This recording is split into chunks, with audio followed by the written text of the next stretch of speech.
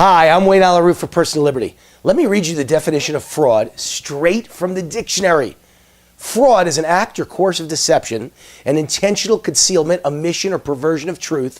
Willful fraud is a criminal offense which calls for severe penalties, and its prosecution and punishment, like that of murder, is not bound by the statute of limitations. That's direct from the dictionary. They're comparing fraud to murder. Now let's take a look at how Obamacare was sold. Almost 1 year ago, I asked right here at Personal Liberty, is President Obama too big to jail? I was referring primarily to the crime of fraud and misrepresentation used by Obama and his socialist cabal to sell Obamacare. Right here at Personal Liberty, months ago, I compared the fraud and deception used by Obama to sell Obamacare to the fraud committed by TV infomercial scam artist Kevin Trudeau. I suggested Obama committed the crime of consumer fraud. Kevin Trudeau was convicted earlier this year for using lies and misrepresentation to sell his product on television. The U.S. government rightfully claimed Trudeau couldn't have sold his product, a book about weight loss, without lying to consumers. The government claimed without Trudeau's lies, deception, and misrepresentation, claiming that weight loss is easy, no one would have bought his book. He was sentenced to 10 years in prison. I said at the time, this was exactly how Obamacare was sold.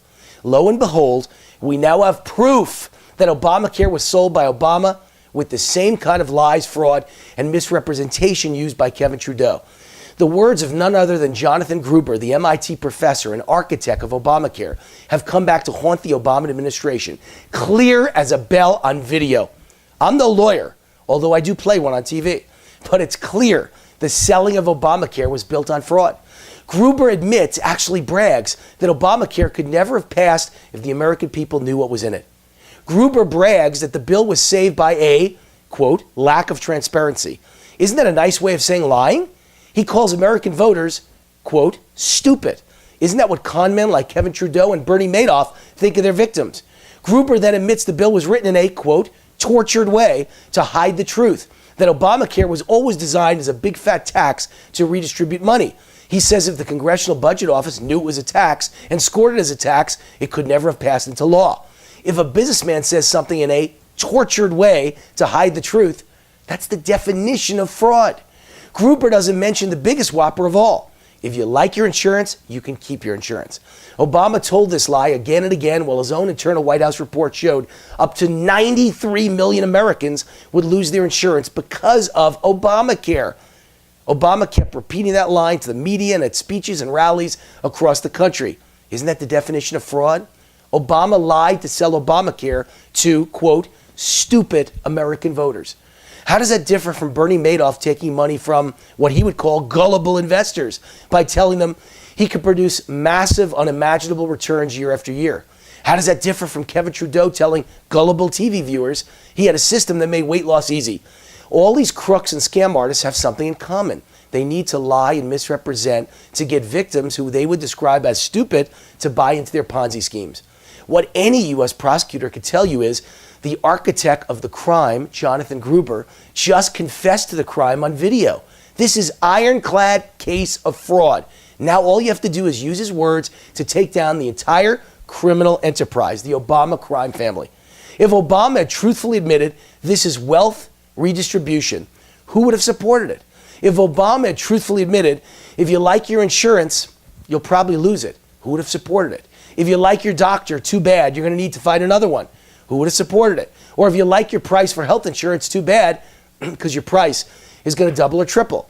If Obama had truthfully admitted any of that, he never could have sold Obamacare to the American public. So he had no choice but to lie, deceive, and misrepresent. That's the definition of fraud. That's how he sold it. That's exactly why Kevin Trudeau and Bernie Madoff are rotting away in prison. But the selling of Obamacare was far more serious than typical consumer fraud. Madoff's in prison for life. Trudeau is away for 10 years, but neither put a gun to the head of their victims. There was no violence in their crime. They simply promoted or advertised. Victims willingly came to them or bought from them of their own free will. Yet that's still fraud, of course, because victims willingly handing over their money based on lies and deception isn't really free will. But Obama didn't just lie and misrepresent. Obama sold the scam at gunpoint.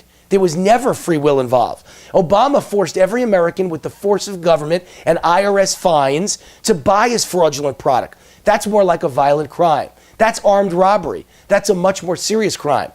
It's time to put the architects and salesmen of Obamacare away in prison. Trudeau cost 1 million consumers each a paltry $30. No one's life was ruined. Madoff cost a few thousand wealthy investors a few $1 billion. Some lives were ruined, but the numbers are very small. But Obama's in a league all his own. Obamacare is the biggest fraud in world history. Over time, it probably will cost trillions of dollars in new taxes, higher premiums, deductibles, copays, or in the case of victims who are terminally ill and lose their insurance altogether, $1 million bills. For a few victims who have terminal cancer and lose their insurance coverage, it may cost them their life.